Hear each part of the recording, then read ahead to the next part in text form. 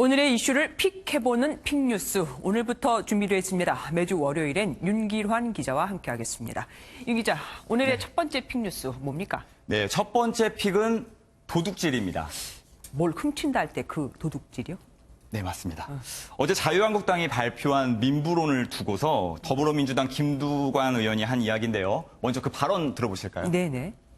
자유한국당은 도둑질한 가짜 이적 민부론을 중단하라.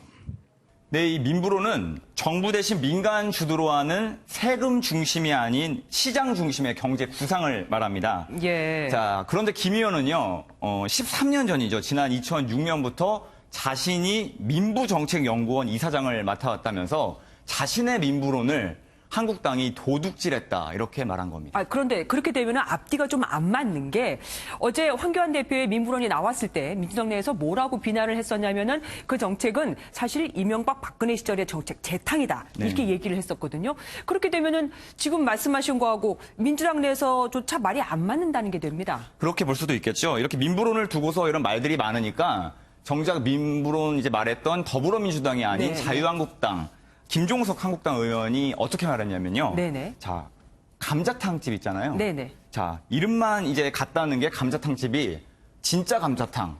나는 원조 감자탕. 소문난 진짜 원조 감자탕. 감자탕. 정말 많지 않습니까? 네네. 이렇게 많은 것을 두고 뭐가 진짜다라고 말하는 게 무슨 의미가 있냐 이렇게 지적하기도 네, 합니다. 예, 뭐 맞는 말인 것 같기도 했습니다.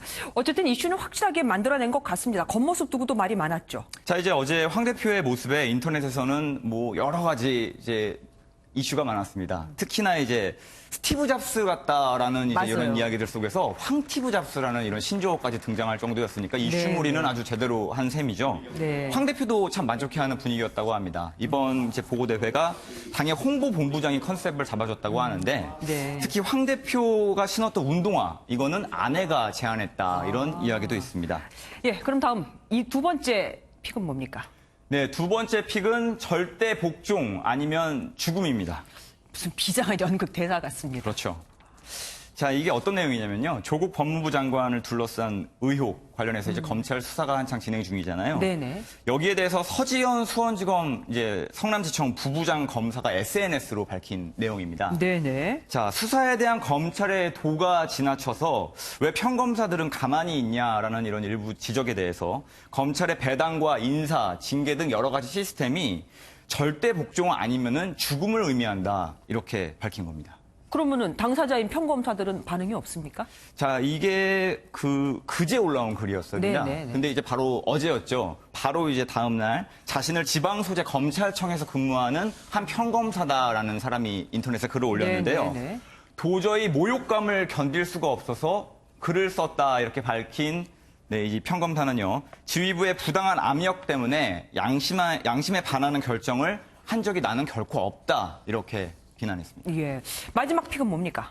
네, 마지막 픽은요. 사람 잡는 슈퍼 카메라입니다. 카메라에 또 슈퍼가 붙었습니다. 슈퍼가 붙었습니다.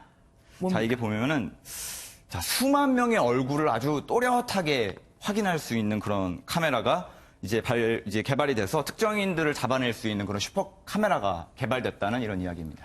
예전에 우리 왜 여러 사람 중에서 한 명을 찾는 뭐 윌리를 찾아라 식으로 사람을 한 명 딱 특정해서 잡아낼 수 있다는 네, 얘기입니까? 정확한 표현인데요. 이게 이제 중국 상하이 푸단대학과 중국 과학원이 함께 개발을 한 건데 이 카메라는 인간의 눈 해상도가 1억 2천만 화소라고 하는데 이에 4배가 넘는 5억 화소입니다.